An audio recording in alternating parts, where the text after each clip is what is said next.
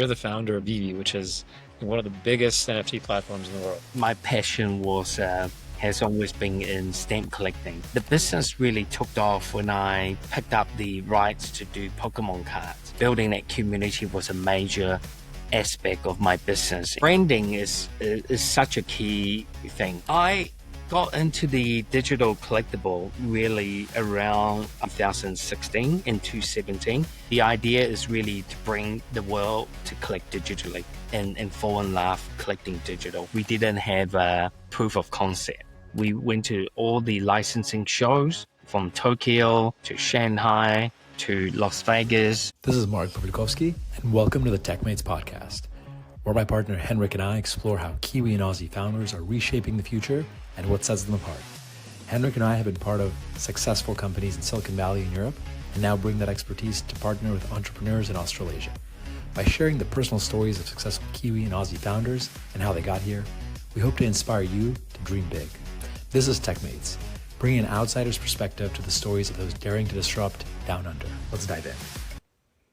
All right, David, thank you so much for joining us on TechMates. Thanks for having me on. Where are you today? Auckland. I just flew back from a massive round-the-world trip for work. I started off about a month ago from Auckland to Singapore, then to Thailand, Las Vegas for licensing show, then London from there for our community meetup and meet up with our vendors, and straight to Lisbon. Spent a couple of weeks there with some of our engineers, and we had a couple events there. We had a successful NFC conference in Lisbon and beautiful summery weather, and then I flew back, I think exactly was like 28 hours with a layover in Dubai. That's crazy. Arrived yesterday. So yeah, back to work Wow. already.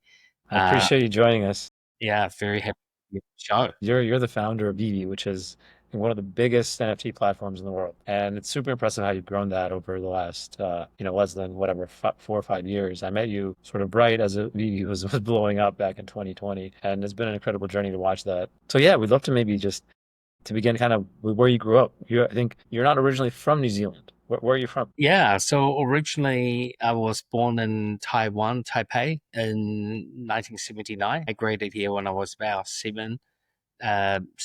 years old to New Zealand. Our family all migrated together, and we've been ever since living in Auckland ever since.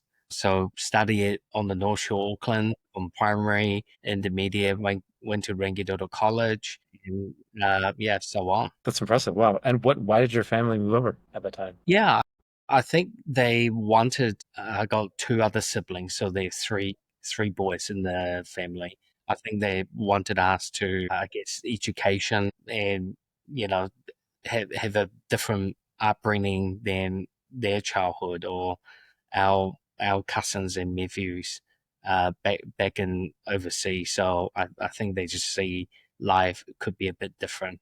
And yeah, I think also my mum's sister, my aunt, migrated here. They were living at Christchurch back in the 88 now. So it was, there was another, you got another extended family. So we all decided to come over.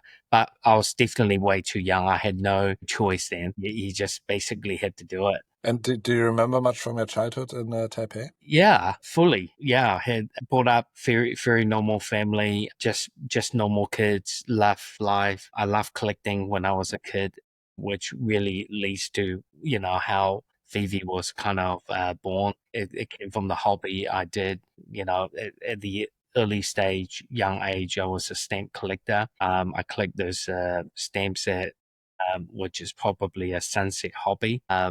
And what have you not, the coins, banknotes, telephone cards really got me into that collecting habit. And that's how I started my first business, which is the Vagabond Games. Yeah, I set up my own retail chain store here and also up in Asia, selling trading cards and tabletop games, which still exists today, and I still own it. Tell us about that. How did you start that?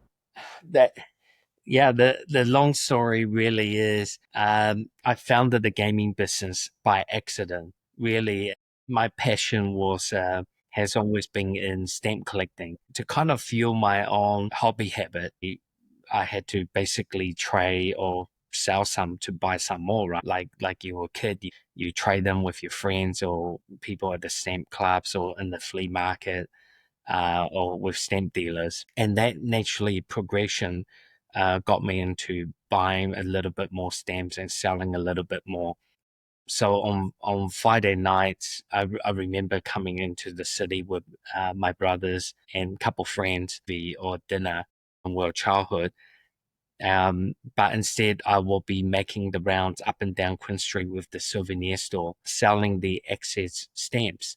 I'll make them into a little packet, sell them through as a consignment through the souvenir shops. Back then, I guess the tourists will come to New Zealand. They will bring a little something as a souvenir back home, and stamp was a big thing in the early 90s. So they uh, I make a lot of these packs and sell them for $5.99 a pack.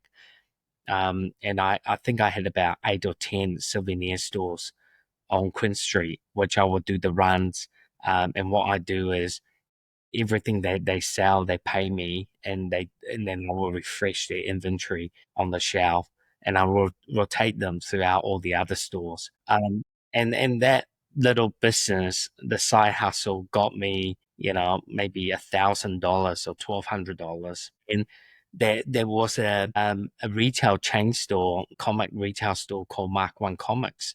They were off close to, I think, High Street, just off High Street, the next lane.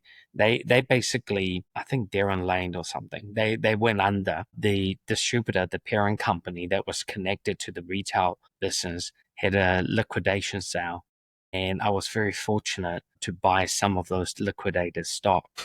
And that liquidated stock, I remember selling a whole bunch of the novelty item like the glassware, the ties, the greeting cards, whatever they had in their shop. I sold it to a guy in Victoria Park Market called Steve, by the name Steve Park, and made a little bit of money from that deal.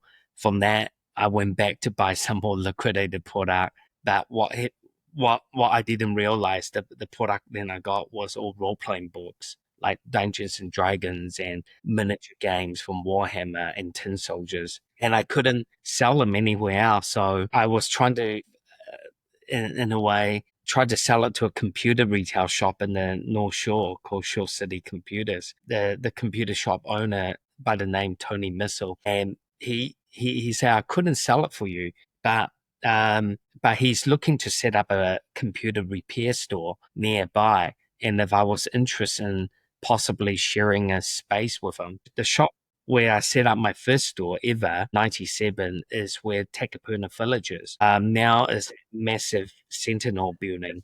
So I was in shop 26, and I think the store was about 72 square meters. He will have the back half for his engineering repair business, and I'll take the front half. And there I started my first ever retail shop. We're kind of manning the counter. Yeah, I was pretty much there from, I was still at school, and then I was about to How old were you? into uni. I think at that age when I had the shop, I must be about 19 Wow. or just turning 20. It was a tiny little store. I didn't even know I had the courage to take the lease with them. Incredibly, the rent was about $585 a month. So I remember how much each month I have to make to keep having that store business. So did you guys split it 50-50? You had to pay $250? Yeah, we did originally. And then slowly, I was selling more and more. So I was taking over more and more space. Eventually, I think maybe only about 9 or 10 months later, I took over the whole entire shop myself. How much were you making a month? No, the business, I think the first year was only turning over, maybe not even 100,000 for that year, 1 year, 98, 99. Then the business really took off when I picked up the rights to do Pokemon cards. Wait, so you were focused, you were selling games. You were selling board games. Yeah, And tabletop. trading card and tabletop games. Okay.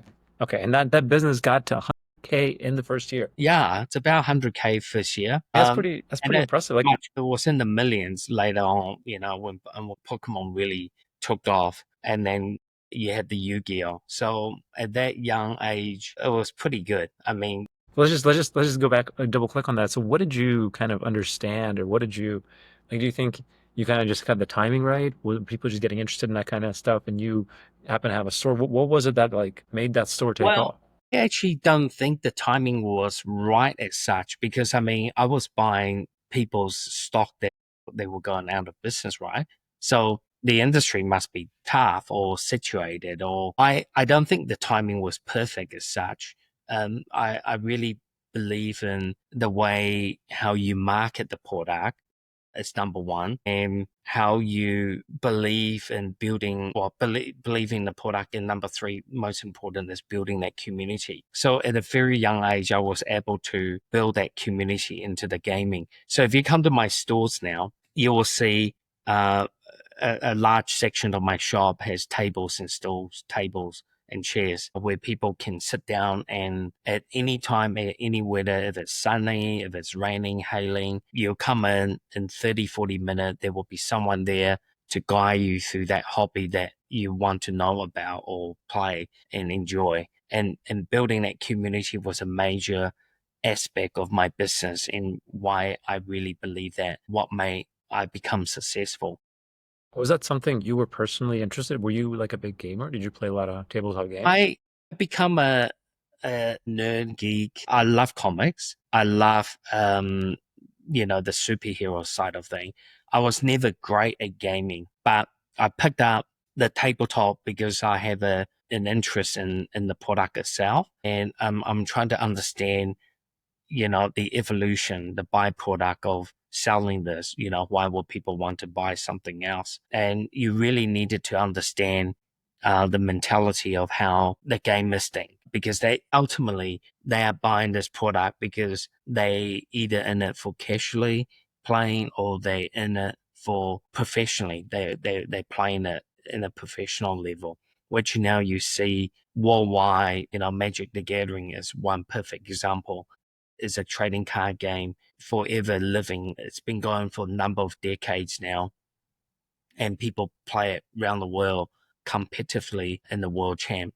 And you see that now with Pokemon, you see it with Yu-Gi-Oh, and many other major gaming name out there. People participate worldwide. So understanding that chemistry, what people thinking, what's a good set, what's a good car, what's fading out, what's no longer popular, is a very key aspect of the success of that game shop, because you want to stock the latest and the best. So you said you got into Pokemon.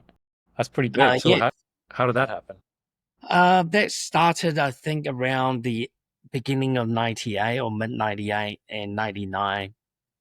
The animation came out, I believe, in Japan around 96, 97. I thought, and this is when a manga was quite big already. There's major followers, Neon Genesis, Trigun, Berserk, all these anime was coming out, and Pokemon was one of those. I thought has a huge potential simply because it was a free to air on TV every day, not like the Neon Genesis, the more of the hardcore anime. It was never shown on TV free to air. So I thought Pokemon had a big opportunity because of the exposure it gets to the screen time in the morning or after school. I grew up watching Teenage Mutant Ninja Turtles, growing up watching The Simpsons, right? So you kind of know the potential of something that's being shown on TV screen time day after day, that if you have a good product, it's going to hit. It's going to hit well. The trading card game was just starting to roll out. And I even remember selling the first edition of the first ever Pokemon cards. It wasn't very popular to start with, by the way. It took a little bit of time for the New Zealand Kiwi audience to pick up before it got to where it is today. So you had the exclusive license to distributor in New Zealand? What was that it? There was two distributors. I was supplying the hobby stores. And some of the toy shop channels. And then back then was Monaco, who they distribute a whole lot of other product like Casio Watch, Pioneer, TVs and so on. They did all the major retail shops. So I was really focused on the whole hobby channels, and yeah, it worked out very well. What was it like to do retail in those days, right? That was before the internet. So like the kinds of advertising you were doing must have been like magazines, phone books. I don't know. How did you get the word out there? What did you I was in Yellow Pages. I was in small time magazines. You'll buy a little ads in the back of it. Really, the advertising in the 90s is really word of mouth. Well, service business did extraordinarily well. All the retailers out there, there wasn't so much, like you mentioned, online shopping. So people were pretty much, the e-commerce is not around that, that familiar with the market. So retail business was definitely in the right time. And obviously, if you didn't move online in the mid 2000s, you kind of missed that whole Web 2.0 e-commerce retail shopping. So I was going through almost that transaction period where you're good at service business, you're very niche, you got a clientele, and you got a massive bottleneck, like an audience of customer, what we call the future customers. And if you didn't expand your funnels, is pretty much just going to be one little thin output. And my business partner, FVV, was the guy who helped me build my first online retail shop. So Wait, I that know, same Dan who's at VV, you've been working with him yeah, since that time? yeah, since '97. So he cold knocked on my shop, um, and say, listen, we're here to build websites. Would you like a website to be built? And and even 2 weeks ago, he brought this up to me. He said, my first comment to him was, who will buy things on the internet? And I remember saying that because How ironic. it just didn't really. I guess if you had the heart of being a brick and mortar retail shop, and you really enjoy going to the retail shop, picking up things physically and have that experience, versus you'll never, go on, internet surfing with your mate to go, okay, I'm going to open up this web page. Let's go shop together. I always thought, the internet shopping, that experience, that relationship, that person that you know of in the shop will never be translated through the e-commerce, through a digital format. Dan was very lucky I met him. He built the website for me in '97 and helped me basically grow out of that. And, we were very lucky we caught on with that web e-commerce endeavor since early 2000, and we still thrive today as a big part of our business. Were you selling the same stuff online that you were selling in the shops? Yes, I was, and I still do today. E-commerce probably take 35-40% of our actual trade annually, so we couldn't do it without it. Yeah, and the funny thing is, and back then, if I didn't believe in e-commerce, if you were going in 25 years time, you'll be selling digital items to customers. Well, I would just think, oh man, this guy, if you're on medication, you need to continue to take it. It's my wildest dream that, how far VV has gone into and how ahead of time we are and what is yet to come. So very exciting time going through that evolution of that consumer collectible business, gaming, and how people shops. So what does that look like? You got this retail shop. You said you had the location North Shore. You later opened up one in close to CBD. It's growing. It's growing. Like you got a website, sort of early 2000s. I mean, VV only started, like much later. Yeah. So what were you doing for the next 17 years So before that? during that time, a few other venture came up. So I set up the same gaming business up in Asia. So we have stores in Taiwan, and we have a small distribution business up in Shanghai. And then I was doing a lot of export products up to China back in 2002, 2003. Retail Management Group was very lucky to be one of the first few company to be granted a WFOE license, and that is like a wholly owned subsidiary business up in China. that business really is more like a trading business, helping New Zealand food and beverage or skincare or fragrances to use our platform to get up to the greater China market, including Taiwan. So I did that.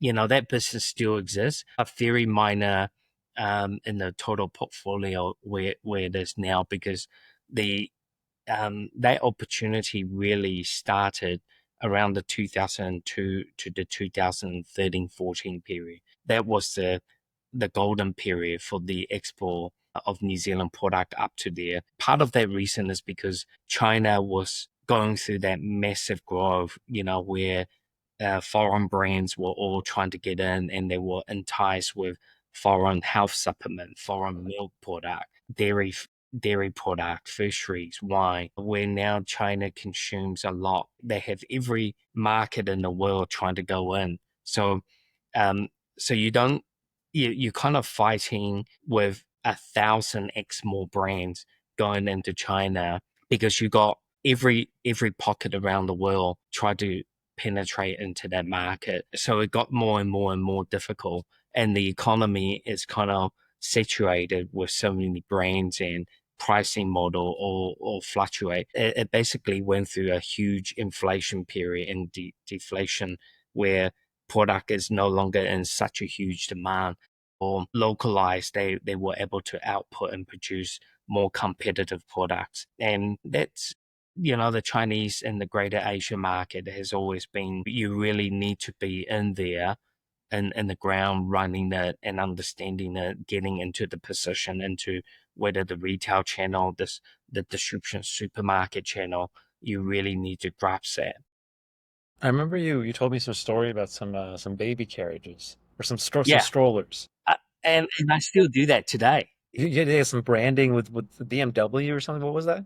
We distribute baby strollers and like a tricycle, like a 6-in-1 product. We have a license from a British motor vehicle company called Bentley. Bentley seems to be like a massive prestige brand. So I've been in the licensing businesses for a long time. So that story basically came very shortly after the trading business into China got more and more and more difficult. So I tried to come up with a few ideas. That number one is you want to have a product that is easily recognizable. And number two is a product that people can basically just ship it from US or anywhere, because through the daigou program in China used to be a huge market where you can imagine Temu. Temu is basically selling product, exporting all these cheaper, lower quality product in the mass quantity. So daigou is almost like the opposite. In the mid 2000 to 2015, people were shipping milk products, supplements, skincare into China through the daigou market. But then that market kind of blew up, and then I was thinking, what do we need to sell to position ours in the future? Number one is you need to have a recognized brand. Number two is you need to have a huge margin. Number three is you need to have a product that people can just buy off the shelf and ship it into China. So Temu's business model is the smaller the packages, the better to ship out. Same as the daigou. People want to ship skincare, a little jar of face cream for a huge margin into China. My policy was, how do I stop people can parallel ship my product in? So I make it as big as possible, the heaviest possible, with the most prestige brand. And then the reason to make it as big as possible is what was the reason? To prevent others from copying it and shipping it in? It's to prevent basically parallel importing into China, because the daigou business market is about how we can ship in small volumes by most of these daigou was bypassing the customs, because they call small parcel shipments. I see. So they normally would never meet over the $700 or the $500 the GST bracket. So they never had to they never had to pay the VAT.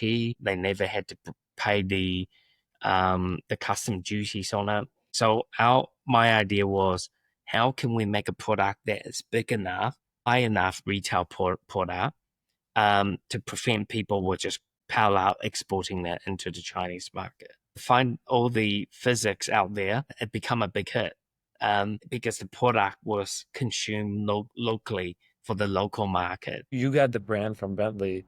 You started making these baby strollers in China to sell to the local Chinese market. Bentley branded baby carriers.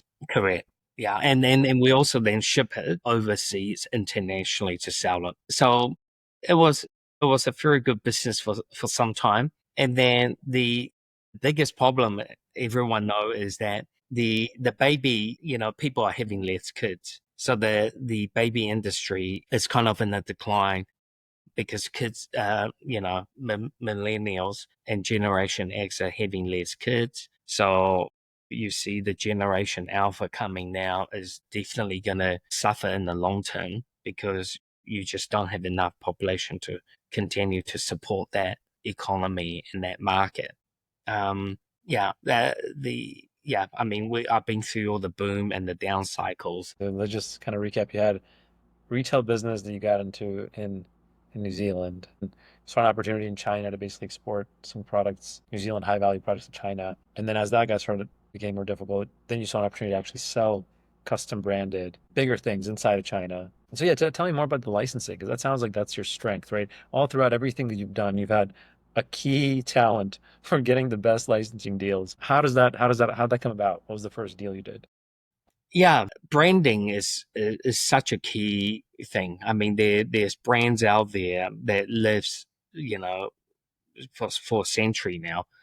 Brands like Bentley's have been around over 100 years. The brands of Disney is creatively, it's over 100 years. It's much easier. I always found it's much easier once you have a recognized brand as your footstep into that either retail chain or that distribution channel. You kind of needed to have that. So my strength has always able to identify a brand that has a good footprint in the area I'm in.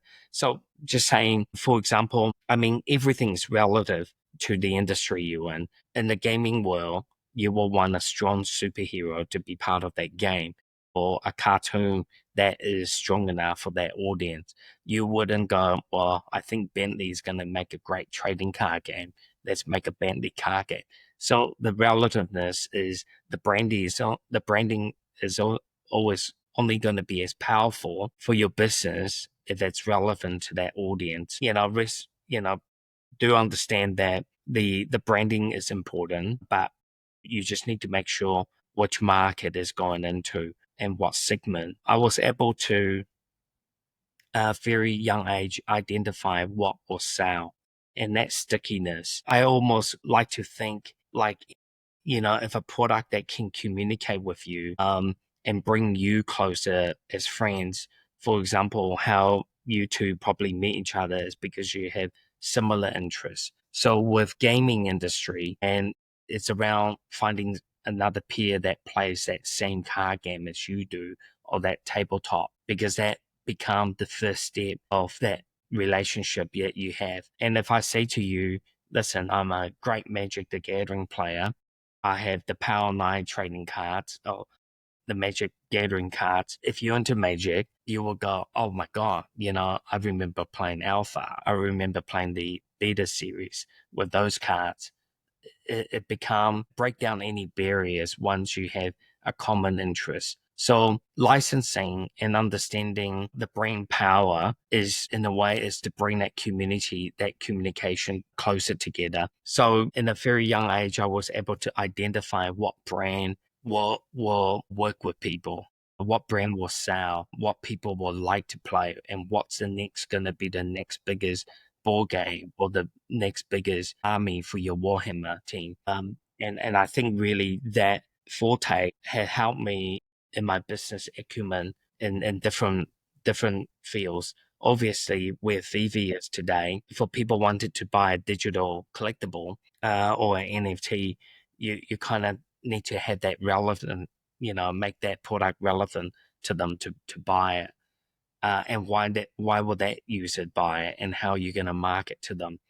So, having VV is really built around fandom, and it's around building around people who think alike, people who love collecting. And it's built for myself and Dan. We are collected ourselves, so we understand what collectors want and then how we deliver that product to them from the point of view as a fan ourselves. And that's pretty much the key aspect in identify what is a good license. A good license is a product that you think is going to communicate with one or another and open that conversation. And all of this, you seem to have a lot of intuition around branding, and lots of the stuff, I guess, comes from years and years of experience. Did you have any mentors or any other influence that shaped you over those 20 years that you did these deals? Yeah, I at the very young age, I did have about 2 or 3 very important mentors of mine, especially during the early days in stamp collecting and telephone card collecting.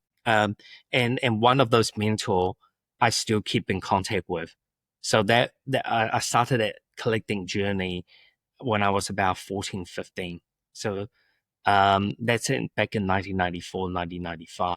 So that mentor is still a very close friend of mine as of today. And without these people around you, I guess you kind of get lost. I always think you're gonna have 3 type of friends. You're gonna have friends that you grew up with, very strong in friendship that you went to school with, and then there's gonna be the second type of friend is the friends that you basically met when you're in university, you're battling through your first job, and there's that third type of friend who you meet while you're at work, that you're building that career. So in my part is the people that do business with me. That is my third pocket of friends. And really depending on which pocket of friends that you're with, and you kind of need to put in different hats, your life is probably gonna go towards that. So give you one very good example is that if you were hanging out with lawyers and doctors every day after work, the topic they're going to talk about is probably going to be around what's going to be the latest drug, who's inventing this, what stock you should buy and what drug company. You're probably going to be naturally very successful in that because that's all they talk about. But in the same time, if your friends are all talking about gaming products, what's going to be the next biggest game, what's going to be the next biggest movie coming out around that, you're naturally just going to develop the know-how, what's going to be hot. So, balancing that mentorship, the mentor around you and picking that right choice is very important when you get into business, because you're going to have all sorts of people that you can call them a mentor because they don't actually just have to be knowing something in specific, but that mentorship is very balanced. A lot of people talk to me these days going, how do you balance your mental health? How do you balance your work-life and balance? Well, the truth is that I don't think I have a very good work-life balance. Is basically work and more work.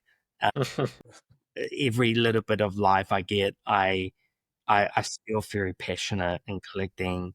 I will take time out to. I had a day off in Lisbon, and I quickly Googled the largest flea market in Lisbon. And why? Because I want to go out and treasure hunt.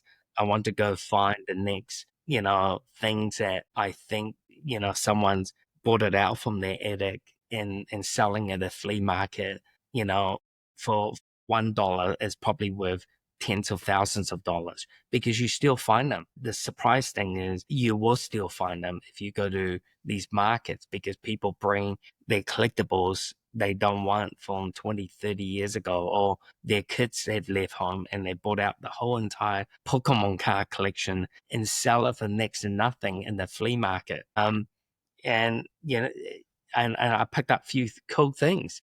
What'd you get? I bought some African. I also collect tribal artworks. In particular, will be African mask. And if you know a little bit about Portugal, they pretty much in the 1500s, they were one of the most strongest, dominant in the global economy. They were And simply because they invented the ship that was able to sail the furthest out, the invention of a mast for the ship. So they were able to go down all the coast of all the Africans, and they did trade with them. So you see a lot of great antiques there. You'll see, I was looking for Pacific African tribal artwork, and I found a dealer in the market, which I was very lucky. I bought 5 masks of them, pieces that I love myself. So it's not in particular you buy just to resell it. Is to go into the collection that I've been collecting How over much did years. it cost? I got him down a pretty good deal. I think I bought all 5 for €110. He had it for like €110. for 5. Yeah, I won't go into too much of that story, but I love a bargain. If I see something I really like, if I don't have enough money, I will tell him my story. I get to know them. He wants to make sure that the product he's selling is going to a good home as well. So a lot of these dealers out there, they're not really just selling to make money. They out there to sell product to the like-minded people. So I was showing him some of the photos on my phone and my collection. And I told him, well, these 5 will look marvelous amongst everything I have. So I was very, very lucky and I never seen them before. So it's very rare. I'll go to every stop I go. If I get a weekend off, I will stop by the markets. I will try to find the local antique flea markets or the vintage market. But it's very rare I will find 5 in one location. So I took the opportunity to scoop it up and brought it back home. Very, very lucky. Very cool. And when did you hear or think about digital collectibles first? I got into the digital collectible really around the 2016 and 2017. And it wasn't really about the digital collectible. It was about the introduction of blockchain. And, if your audience have never heard of the word blockchain, you pretty much were same as me in 2016. I never knew what blockchain was, but I heard of Bitcoin. I heard of cryptocurrency. Then, the blockchain is really the underlying technology to authenticate those cryptocurrencies or digital assets amongst them. Now, the real opportunity came when we saw the first evolution of CryptoKitties. A lot of you probably have heard them. They were built like a blockchain type of game on a JPEG where the cat will evolve. I thought, wow. It was kind of like Tamagotchi, right? Tamagotchi, Correct. but with Correct. blockchain. And people start trading huge money for them. And I'm pretty sure I still own about a dozen cats, by the way. I'm hoping one day those cats will be worth, a lot more than the real cats out there. How much is it worth right now? I don't know. I have to look it up. I bought them for next to nothing anyway. Because it was in the very early stage.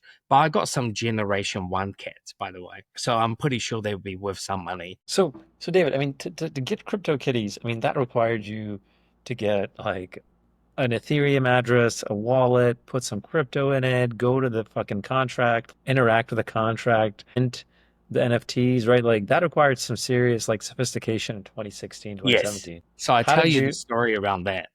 Yeah. Myself and my co-founder on a hobby business, another business with James, we have a general manager by the name of Matt, who is still very huge believer in crypto and blockchain. Now, Matt was our GM, and I think one day Matt told me, and he's a Kiwi, by the way, he's lived in New Zealand. He said, Dave, I have a great idea. The money that we made, we should set up these mining machines in the office. And I'm going, really? And he actually, and I say, well, send me some more information. Matt was the gentleman who introduced me into Ethereum. So he sent me the white paper and he sent me the link to how to set up the wallet. I actually spent 2 weekends reading it through because I just couldn't even understand it. But then I followed all the instructions to set up my first wallet. But by setting up the wallet doesn't mean you own any of the assets, right? Back in the early days, you have to know somebody that knows somebody that was mining something, that got something, maybe in China, and then you have to deposit the money into this specific account or through your friend in China to deposit to their bank account, and then they will send you the Bitcoin. And this was when Bitcoin was trading at $600 or $700, and that's how difficult that whole digital economy was. And I caught up with Dan up in Asia. He was at Thailand, and I said, you should come to Taiwan for a bit of holiday. I was in Taipei. He came over, and we were talking about the evolution of blockchain. And I said, listen. That's not most, by the way, that's not most people's holiday talking points. Yeah. So that was our talking point. And I say, listen, there's a business to be made in this blockchain. And we were brainstorming, and there were so many great ideas, and so many of those great ideas, it still could happen. But, obviously we talk about car registrations, house deeds being changed, your house registrations, your passport could be on the blockchain to verify it's all authenticated. But all those were too big of a dream. So we thought the easier way to do is, why don't we, and back then in 2017, every other article you read is someone's cryptocurrency wallet got hacked, some exchange got hacked, someone got scammed on that. So we thought, wouldn't it be a good idea if we just made a cryptocurrency wallet? And it's something that's what we call a secure wallet, a cold storage wallet. And for the audience that don't know what cold storage wallet is something that's not basically connected to the internet. So it's basically safe. It's never connected directly, so it cannot be hacked. Now, we thought, let's make that product. And the byproduct of making that product was, well, what product are we going to put inside this wallet? So we thought, well, there's all these digital currency out there. So you can put Bitcoins in, Litecoins, Pulse, you can put in Ethereum. So why don't we able to put non-fungible tokens in it, like artworks, like digital collectibles? Because the market for digital collectible could be huge in 20, 30 years time. And 2017, when you're thinking about what's going to be big in 10 years, it's almost unheard of. Never mind in crypto world, in 10 days, it changes a lot at that time period. So we thought, wouldn't it be great if we could get licensed product, what I sell in my store, onto blockchain and mint it as a digital collectible? So that was Why would you want to do that?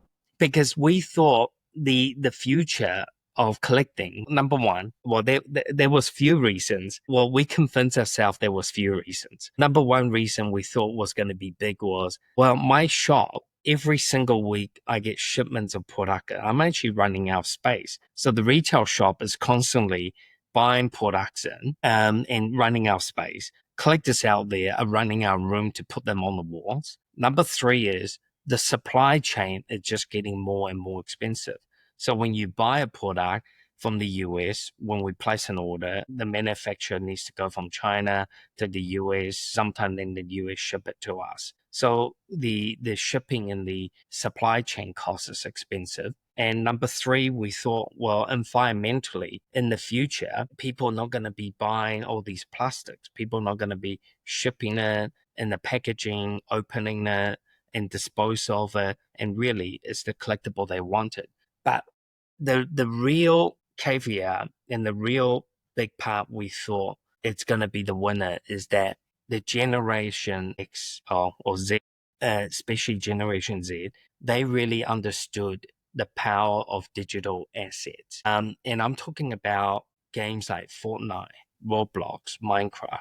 They were playing, my nephew, they're playing, they're watching YouTube, people playing. They find it amusing when they watch a YouTube of someone playing a game. So that whole entire market, it's living in its own bubble. So what we thought was, if these kids are going to grow up, and when they grow up, they're going to get going, well, I used to play Minecraft. What's important to me is my level in the Minecraft and the things that I collected. In real life, they have toys, but they don't really treasure the toys that how we used to treasure. So I really believe that Generation Z, as they get older, they really gonna understand the value of digital collectibles, like how we value Pokemon card today. Because 20 years ago when it came out, well, in this case, 25 years ago when it came out in my shop, we sold them the three most valuable card, which is Charizard, First Edition, Blastoise, Venusaur, these cards, you could buy in my retail shop for about $120. And today, if they were graded 9.8 or 10, the three of card combined is $200,000 US. 200,000? 200,000 for the three cards. I was looking at PSA the other day. What will cost me to buy these three cards in pristine condition? And back then, kids were coming in my shop. They were able to purchase them combinedly for no more than $120. So when you think about it, and there were millions of them printed, obviously throughout the time, a lot of them got thrown out. A lot of them got gameplay, so all the corners have been. But the one that survived in pristine condition in the folder got graded. They are worth 200,000. I have seen people buy houses by selling their Pokemon card collection. So when you think about it, the first appearance of these digital assets in Spider-Man, the first appearance of Batman, the first appearance of, Lamborghini and NFT collectibles on VeVe, what would it be like in 20, 30 year time? So we thought, there would be a market for this segment of audience if we produce it. But we never thought how fast the market was going to adopt it or accept it. But and for that market to adopt that, to accept that, we kind of need to make the app very flawless in a way where no friction, like you mentioned before, Mark. To get into a Ethereum or crypto, you have to have a privacy. You have to set up a wallet. You have to do this and that. And then you need to buy the first lot for the gas fee to receive more. So the frictionless for us was, how do we build an app and put it in the app store? So that was a key, I think, the caveat, how we stripe, the onboarding, how easy it is for users to use. You saw how well your collectibles did over time, and you thought, okay, that's great, but like the next generation loves the digital stuff. They're in the digital world and spending so much time in it. They're going to actually collect digitally. And that coincided with you learning about crypto and blockchain and thinking that's the technology on which you can build collectibles, have collectibles be stored. And that's kind of where the idea for EV came about. Yeah, but yeah, so pretty much when people think you build this business overnight, in a way is 25 years in the making, if not more. Because in the back of your head, in every industry you're going through, whether you're going through a retail or you're going through a gaming business, there will be that evolution. I mean, same as mobile phones, right? I was talking to a media guy in Lisbon and based in UK. If you remember the old phone where you had to dial zero Rotary zero, dial. it goes around, right? And then it goes to the punch phone. I think most houses these days don't even have a home phone anymore. They just use mobile. And then someone told me kids today don't even talk on the phone. Even they have a mobile, they just text. They just saying, "Why did you call me?" You can just send me a text, right? Yeah. So the way where the behavior of the consumers are constantly evolving, constantly changing. And that goes the same thing in that collectible market. And it goes the same in every other market there is. So how did we get started? What were the first steps? Because I remember you told me some story when we were going for some of our walks during COVID. Like you were you moved to Taiwan because like you guys were running out of money. You were living on $1 a day eating ramen in Yeah. Taiwan or something. So many people ask why we were based in Taipei. Number one, it was about one flight to any city we wanted to go, whether it's Singapore, Tokyo, Los Angeles. It was really one direct flight. That was important. Number two was it was so cheap to live there. You can live on $1 US for a lunch meal.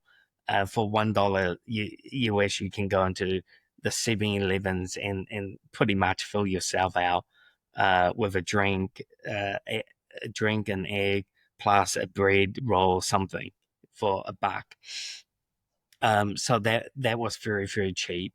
Um, and number three was talent. It was easier to find talent up in Asia than down here because they were just so much more advanced. Every single week, somewhere in Asia at that time, there was a blockchain conference. Um, you probably know or heard every single other week there was something in Singapore, if not Tokyo, Hong Kong, Shanghai, Shenzhen, Taipei, Seoul. There was just one. You pretty much can mingle with any of the co-founder of other projects and engineers. So take us again back through it, because you had your retail shops, you had these export businesses. Was this kind of a point in around 2016, 2017 where you said, okay, we're going to just go all in on this idea? Did you abandon all the other things, or did the other things still kind of go in the background? The other things all sit in the background. So all the other business I had managers help me run it. My focus will probably 80%, 75, 80% in this digital aspect of our business. Pretty much the first full year was the most difficult year. And I'm saying the full year after, which we're going through now, is the same. It's difficult because difficult as a startup, getting it off the ground, that idea, and then you have the difficulty to control the market, the growth, and the how to accelerate. Like anything else, it's like a bell curve. You start from nothing, it goes up. The industry will always go through like a bell curve until it's fully adopted. Similar to the e-commerce industry, back in the 2000, you had the dot-com boom. And then it took really that 15 years to get to where it is today, where everyone's adopting online shopping. People feel fine to put their credit card numbers through. Same thing with, I think, with crypto or digital asset. It will take time for consumers to get used to it, to trust it. And, a lot of these adoption is really around that rollout from bigger company. If the bigger technology companies start rolling out and talk about it, it will be more easy to adopt. I heard from the grapevine that, company like Apple, Meta, and all these other companies are coming out with products suited with crypto. And when you think about it, even Nvidia, when you look at it, they really, the first breakthrough for Nvidia, these chip makers for the graphic card, was used to do the mining machines. So the evolution, that byproduct got them to where they are now. They're doing AI. It originally started because people were using it to do the mining through crypto, for the crypto. So I really think, the industry that we are in, there's still a lot of potential where it's going to be going and heading into. When you first started it, what was the idea behind it? The idea is really to bring the world to collect digitally and fall in love collecting digital. And how did you envision doing that? How to bring some of the world's biggest brand onto the platform, with things that people will laugh, to bring that fandom. And really a major part is how we're going to connect that community audience to get everyone interested in it and talk about it. That was a big part. You first kind of told me the story of VV. I remember you explaining how you'd go to all these big brands like Marvel and DC and Disney, and you would tell them, hey, you got all this content, you got all these comic books, you got all these heroes, and you're not using the rights for these digital collectibles. Can you sell them to us? And they were like, what the fuck is that? Like, we don't know what this is. Like, sure, take them for free, basically, right? Yeah, a lot of them didn't have this category exists in their business. Licensing business is either you in the interactive digital or you in the consumable branding. So the category that we try to define is pretty much on our own.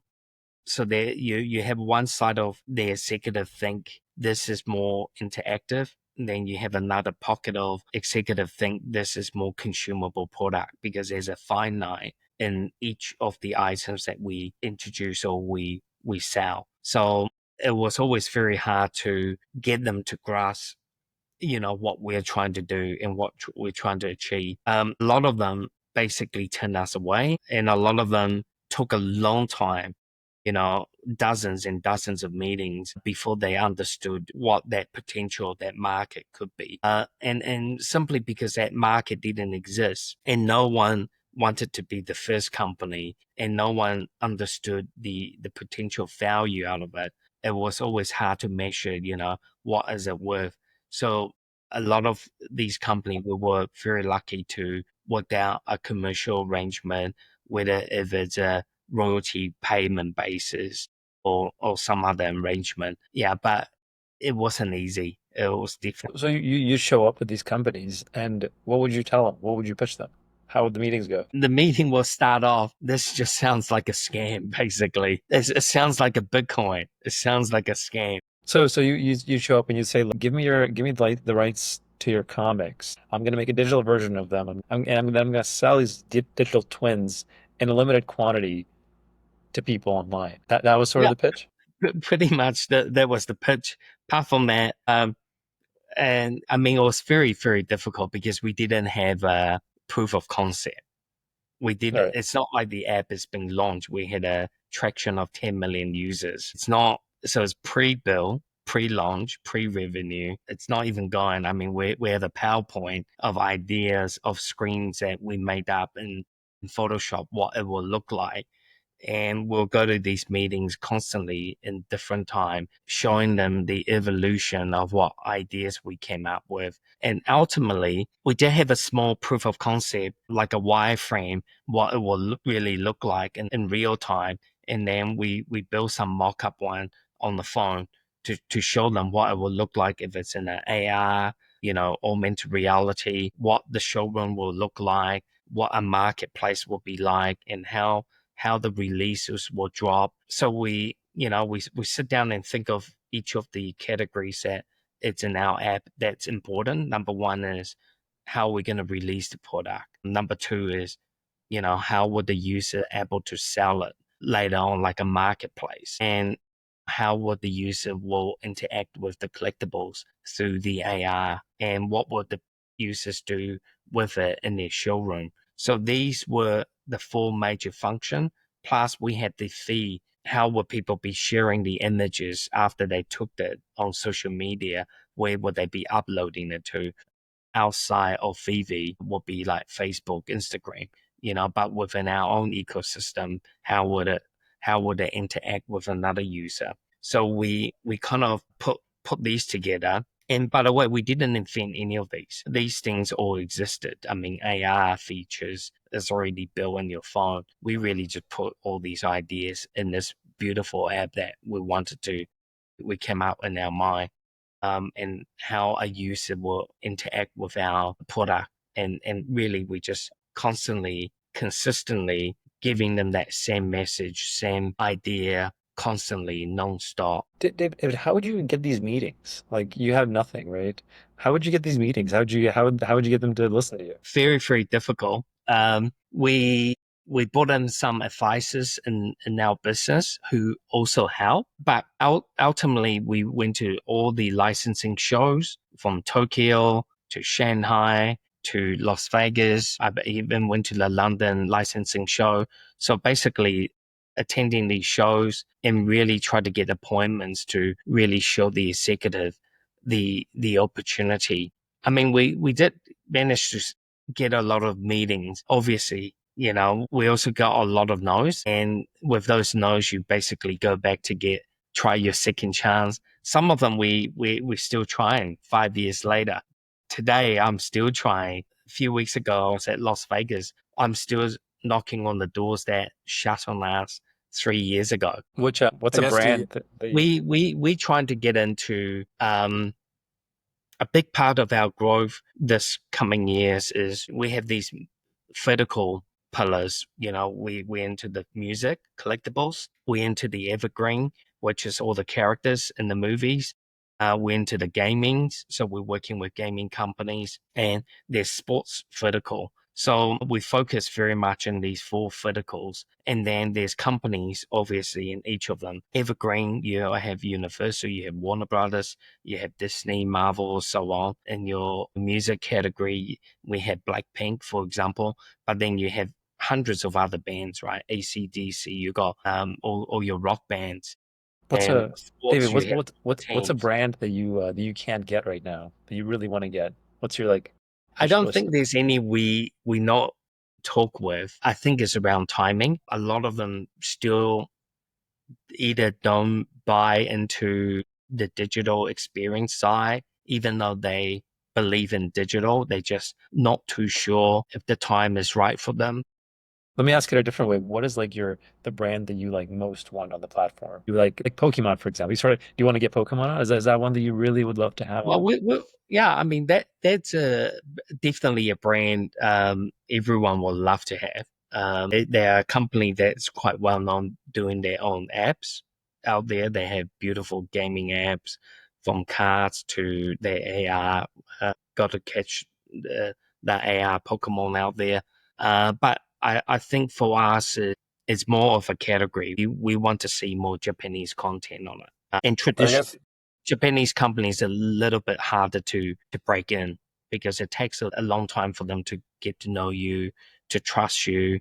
And the complexity in their existing license deal makes things very complex themselves. But I guess nowadays it's easier to convince people that digital collectibles are a thing, right? So how did you, I guess during 2020, 2021, you must have seen the interest spike, right? Yes. Yeah, we definitely see it more as licensed brand is more acceptable. Uh, able to accept us as a category, but a lot of them still don't have enough relevant content because it's not really just about let's do uh, um, what we are not looking forward is just to pick up a brand and then just to release something for the sake of releasing it is really around telling a story if it's relevant for their audience as well. That's what brands are looking for. They're looking for content that is relevant for their audience and part of their growth journey as well. And for us is, that item needs to work in our platform as well for our audience. Tell us about some of the products and some of the brands early on. I remember. So number one is we have a beautiful comic app. Comic have actually spun off on its own. So we have VV Comics. Up to today, I think we've done about 4.5 million copies of digital comics. So now we have Marvel, we have Dynamite, Humanoids, and we have about 2 or 3 other smaller publishers already on the platform. We're adding new ones every quarter. So the comic was launched on its own last April. So it's done fantastic. So that's one. And then our VV app, in the collectible side, we have brands spanning from all the major studios. We have MGM, we have Sony products on, Universal, Warner, DC, Marvel, Pixar, Lucasfilm, Disney, and Paramount Pictures as well. So we have the major 10 or 12 studios out there. Car brands, we have Lamborghinis, we have Aston Martins on there, we have the Triumphs, we have Maserati. In fact, we're dropping a brand new Maserati tomorrow on our platform. The comics, those comics you can actually you can read the comics, and there's a Yes. limited set of comics, and there's different rarities. And then for the collectibles, these are 3D sort of renders of different characters and different items from some of these brands. I assume for the Maserati, it's like a Maserati car. It's a 3D sort of render, and Yes. you can like zoom in. What can you do with it? Like, so you can look So at it, you can spin it around. yeah, the Maserati, number one is the car range. We make the car in very, very detailed. So you can actually open the door, you can go inside, you can push the AR button and basically put it in front of you and have the door open up, walk through it, look at the engine, the steering wheel, everything. You press the drive mode, basically the car shrink to a little size and the joystick will pop out and you can basically drive them.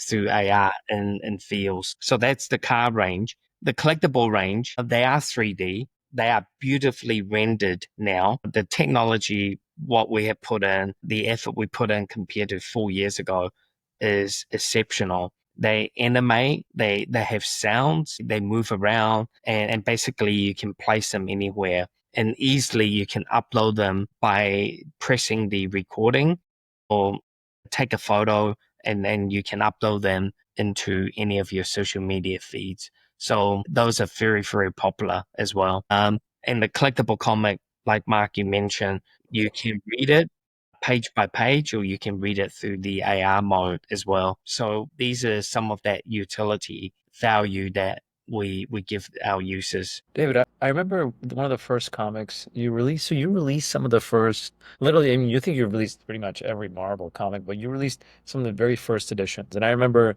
during 2020 and 2021, I was buying these on VV and you sent me this GIF and it was like, we'll have to find it, but it was like that, the GIF, or maybe it was like just a meme where like, is the Grim Reaper and he was going through and he had on his face, he was like the picture of that comic, and then he was knocking on different price points, right? And he like knocked on ETH, and it was at that point like 4K. And then he was knocking, and then he finally was knocking on Bitcoin. And Bitcoin was like 70K. And I think that version of it got up to 70K. Um, Yeah, I, it got up to as high as a full Bitcoin or whatever the currency it was. yeah, yeah. The mints are very important. The what they call the Grail comics, they are the first appearance of either like a Spider-Man or the first ever Marvel comic come out. The secret rare are very sought after, just like the real comic. So the collector base out there is big, and it continues to grow, and they see value differently. Interesting. How many users do you have right now? We have about over 600,000 account that has collectibles or some gems inside them. Um, yeah, so it's pretty good, and about 250 odd thousand active a month. People being on, turn it on, read it, buying or trading or using the AR function on it. And how much money have you transacted, like totals sold? The GMV market, gross market value secondary, was sitting around US about 1.45 billion, maybe That's 1.5. just secondary. That's not the Yeah. primary sales. The primary, I believe, maybe around 3 to 400 million. Yeah. That's So revenue that you guys have collected. yeah, that's the gross market revenue of what we're doing. But there's a lot of projects out there during the boom cycle really also hit those type of mark as well. Yeah. And how do you see the business evolving in the next 5 years? Do you think there's going to be more interest in collectibles overall? What are your goals? We just beta launch VVverse, and the VVverse is basically our interpretation of that metaverse industry everyone's trying to find and redefine themselves into. We really believe that the VVverse will be a part of every day in our living in that digital experience. It's a must-have. What we're doing a lot more different than other metaverse you have seen is we're going down the routes where we believe that the creators, the users out there will be part of that whole economy. So that creative economy is going to be a major push. And when we talk about creative economy, we can look at gaming company like Fortnite, where their biggest developers, creators of games are the one that's building that audience. So in VVverse, we allow our users to build with the tools and the objects that we give them. They can build a house. They can give you a perfect example is there's a group of users out there. They're building a digital comic shop. So this comic shop is called California Comics. The gentleman who owns it got a team of one person building this beautiful 3D retail shop, and he basically starts selling digital comics in the shop. So you can walk up to it and it will talk to you about the beauty around the comic, why the mint is so special, the retail price. You can transact, you can buy, and by pressing the button, you're purchasing it through VV. in our in-app purchase. So the VVverse have actually found a new innovative way for people to monetize, to build things around that economy on its own. I have heard someone has built a car dealership. So you can actually, I believe this gentleman owns 400 digital Lamborghinis. So he's built a beautiful car dealership. And I think the idea is that he will start selling Lamborghinis in the metaverse. So in the next 5 years, we really believe that creative economy is going to be a major driver. And also that Generation Z user who is maybe age 16, 17 in 5 years, he or she is going to be finish university, maybe have a first job. And we really believe that that generation of user, when they start getting disposable income, that they will start driving that digital economy because they know how it functions. They were part of that process, that journey to get where we are today. So that's the exciting side of it. We also really think that gaming companies and music companies will probably integrate in a way into blockchain type, whether the gaming asset will turn into a blockchain asset to be transferred or to be resell or have some tangible value. And same as the music, where creators will start. And when I talk about music, I also talk about art, is that creators will start to more in ease to use the technology to really help themselves to recruit royalties, in that aspect of it. So from our company, on top of that, is that we are looking at opportunities of how best to use blockchain in a different way. We really think, it's all good. You have the provenance, you have the authenticity. Now is what other layers can we use that technology within the ecosystem we have? And lastly, the AI, without dropping the big, most popular word AI is going to play a very major part in our industry, whether if it's from the development side, from our background, admin, making these assets faster speed and creating products to, eventually in the VVverse that the non-player characters possibly could have an AI component in it, or there could be a bot that's following you around to introduce you how to navigate through the world of VV. So AI is going to be a key part because people will want to walk up to a collectible and go, well, tell me everything about Spider-Man, Yeah. everything about this comic. So there will be elements around that will help drive the industry we're in. So, next 5 year, we got a lot of things that we want to build. David, ever since 21 at the peak, I mean, you've seen it personally, owned a lot of NFTs and crypto, and you've seen it kind of like completely crash in 22, right? And even though the crypto market has recovered quite a bit, Bitcoin's at all-time high, other assets have not. Surprisingly, even ETH is not back at all-time highs, but the NFT market has not really recovered at all. Mm. I talk about NFTs being dead. Mm. What do you think happened there? Why do you think NFTs haven't come back in the same way as crypto has?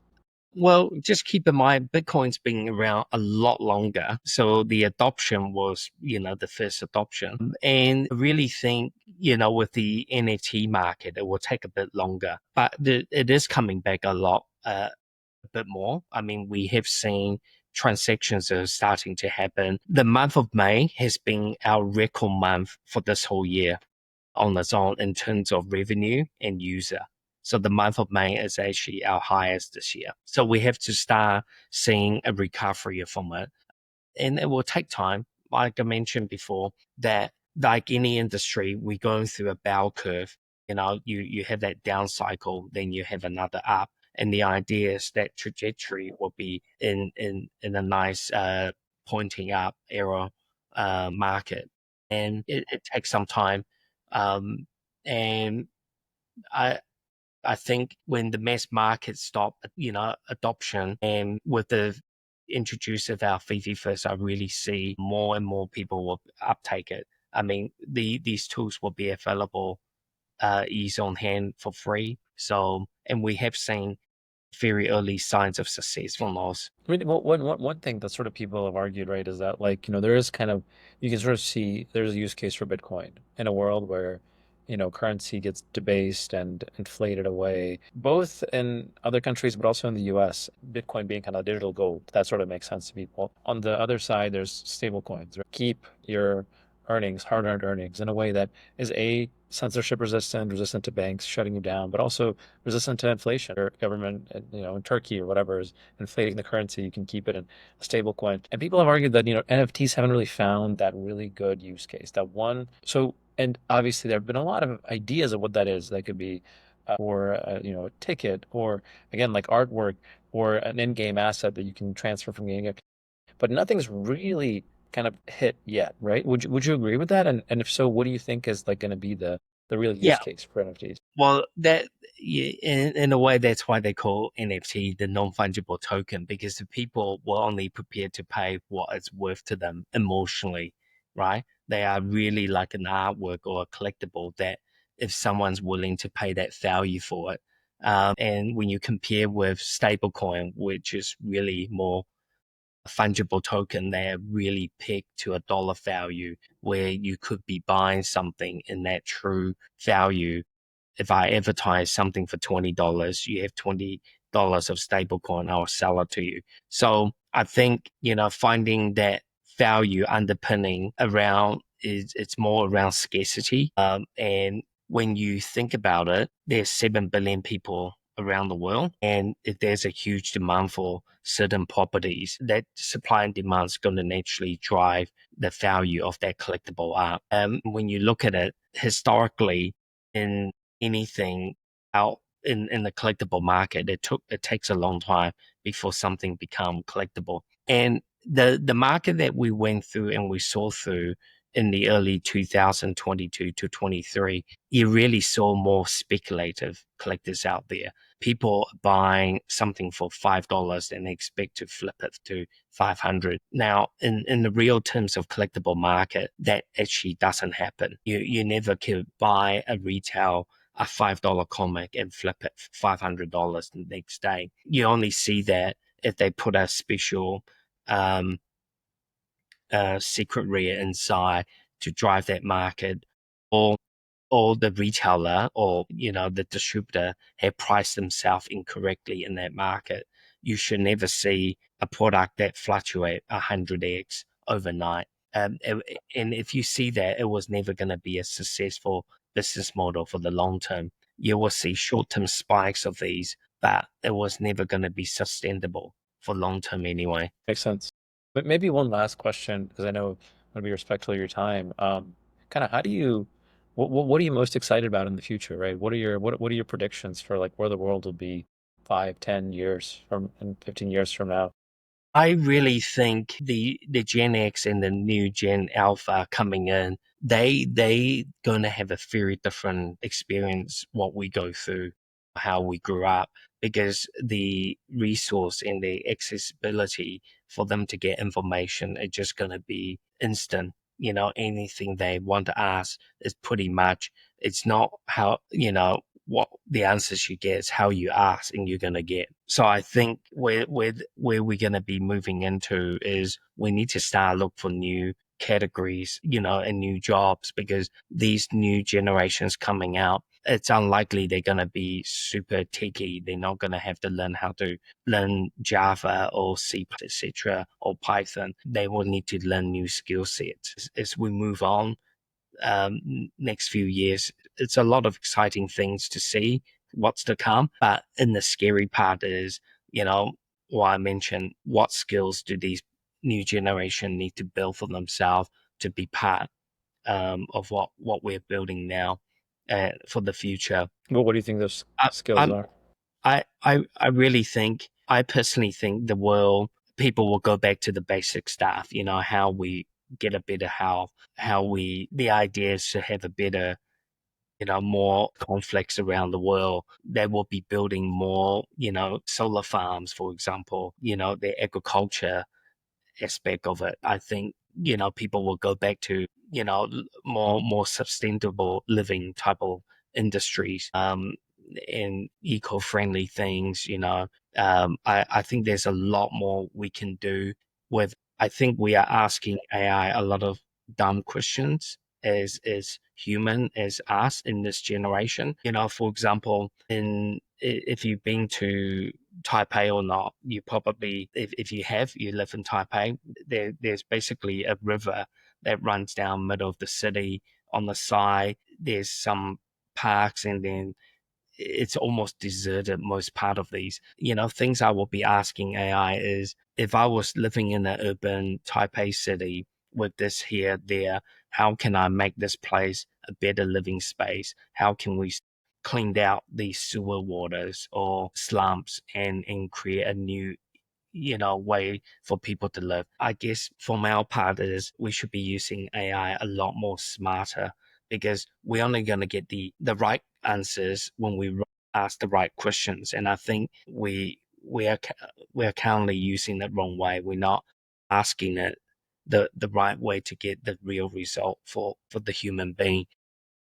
What are the right questions? There's so many out there, to solve certain things. But I mean, if you watch the H Guide to the Galaxy, you probably ask, what was the meaning of life, But I won't be asking those things, but I'd be more asking medical things, more environmental. How can we reshape? How can we build a better city? How can we build a better infrastructure? Just things like that. And make it, how do we build it better but faster and more friendlier, things like that. And I think the next generation, I'm hoping with all these resources and tools that we have around us, they will be able to use it smartly and craft a better living standard for everyone. That's cool. I like that. And maybe one final question for me.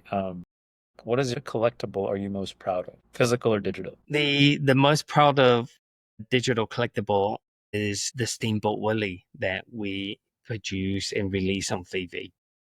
Is that the 3D character? Yeah.